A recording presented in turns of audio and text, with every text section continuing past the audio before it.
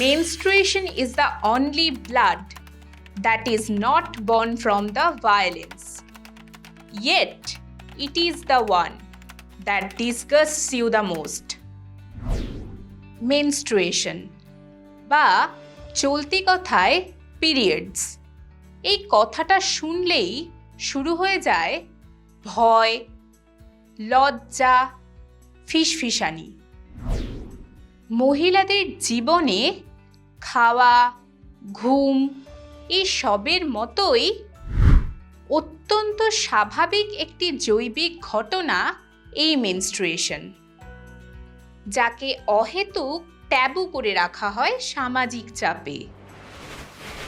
আজকে আমাদের আলোচনা আমাদের মেয়েদের তথাকথিত এই শরীর খারাপ নিয়েই। মেনস্ট্রুয়েশন শব্দটা এসেছে ল্যাটিন শব্দ মেনসিস থেকে, যার অর্থ মান্থ বা মাস। প্রতি মাসে বা গড়ে 28 দিন অন্তর রজস্রাব নির্গত হয় বলেই এমন নাম এই প্রক্রিয়ার। মেয়েদের জীবনে 8 থেকে 13 বছর বয়সে প্রথম রজস্রাব শুরু হয়। এই ঘটনাকে বলা হয় মেনার্কি। আর 50 থেকে 55 বছর বয়সী মহিলাদের রজস্রাব বন্ধ হয়ে যাওয়ার ঘটনাকে বলে মেনোপজ।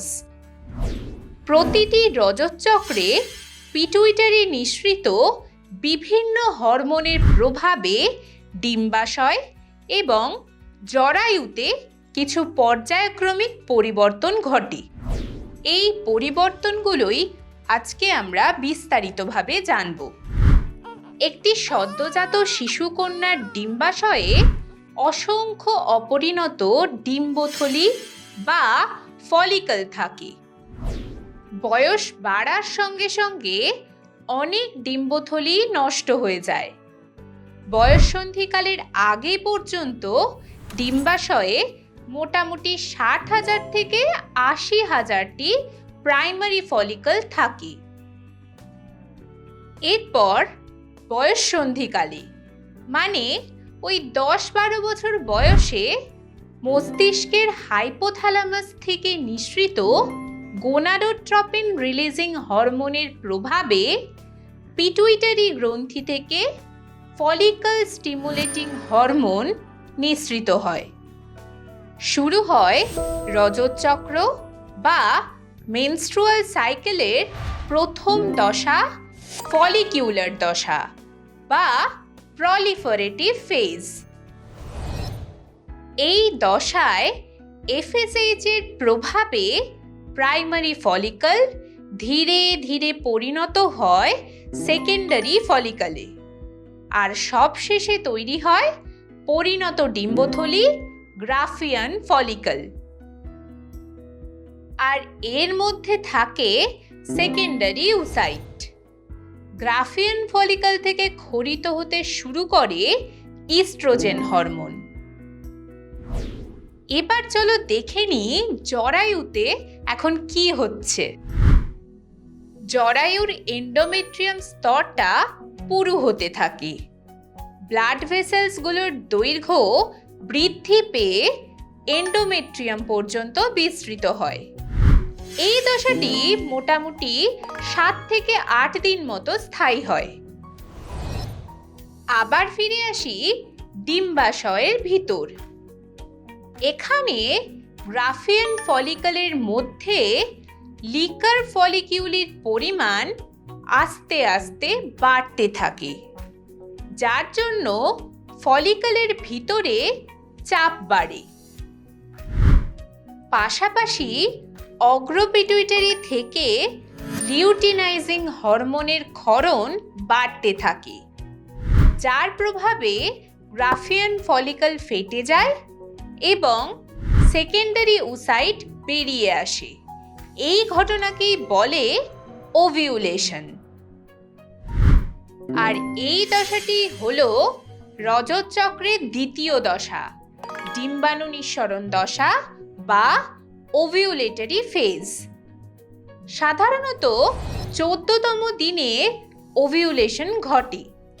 তবে মোটামুটি 13তম দিন থেকে 17তম দিন পর্যন্ত এই দশার সময়কাল ধরা হয়। এই দশাতে জরায়ুর মধ্যে বিশেষ কিছু পরিবর্তন হয় না, শুধু এন্ডোমেট্রিয়াম স্তরটা আরো পুরু হয়, রক্ত সঞ্চালন বাড়ে।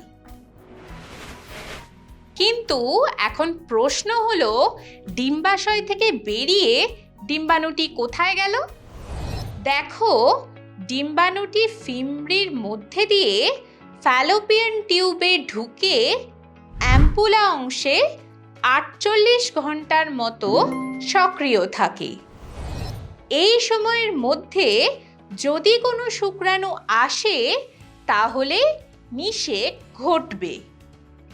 যদি শুক্রাণু না আসে তখন নিষেক ঘটবে না।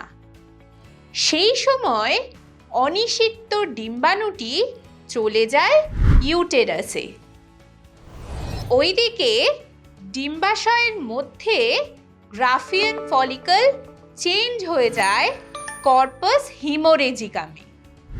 তারপর আস্তে আস্তে সেটি পরিণত হয় হলুদ রঙের কর্পাস লিউটিয়ামে, যা থেকে ক্ষরিত হয় প্রোজেস্টেরন হরমোন। এই দশাটি হলো ক্ষরণকারী দশা বা লিউটিয়াল ফেজ, যার স্থায়িত্ব 18 থেকে 28তম দিন, অর্থাৎ 14 দিন মতো। এরপর অনিষিক্ত ডিম্বাণু জরায়ুতে পৌঁছালে জরায়ুর রক্তবাহের সংকোচন ঘটে। এন্ডোমেট্রিয়াম স্তরে ভাঙন শুরু হয়। রক্ত, মিউকাস, অনিষিক্ত ডিম্বাণু সহ রজস্রাব যোনিপথে দেহের বাইরে নির্গত হয়। এই কারণে এই দশাকে বলা হয় রজস্রাবীয় দশা বা ব্লিডিং ফেজ। মোটামুটি 3 থেকে 5 দিন এই ফেজ চলতে থাকে। এই সময় ডিম্বাশয়ে কর্পাস লিউটিয়ামটি আস্তে আস্তে পরিণত হয় কর্পাস অ্যালবিকান্সে। সেই সঙ্গে ইস্ট্রোজেন প্রোজেস্টেরন হরমোনের ক্ষরণ কমতে থাকে। এরপর আবার এফএসএইচ এর ক্ষরণ বাড়তে শুরু করে। ডিম্বাশয়ে নতুন করে ফলিকল ম্যাচিওর হয়। জরায়ুর এন্ডোমেট্রিয়াম নতুন করে তৈরি হয় নেক্সট সাইকেলের জন্য, অর্থাৎ ফলিকিউলার দশা বা প্রলিফারেটিভ ফেজ শুরু হয়। তাহলে আজকের আলোচনা থেকে তোমরা নিশ্চয়ই বুঝতে পারলে যে মেনস্ট্রুয়াল সাইকেল কি আর রজস্রাব কেন হয়। এটা কোনো শরীর খারাপ নয়, কিংবা শরীর থেকে যে রক্ত বেরোয় তাও কোনো খারাপ রক্ত নয়। তাই এ সময় কোনো অহেতুক কুসংস্কার না মেনে পরিষ্কার পরিচ্ছন্ন থাকাটাই জরুরি।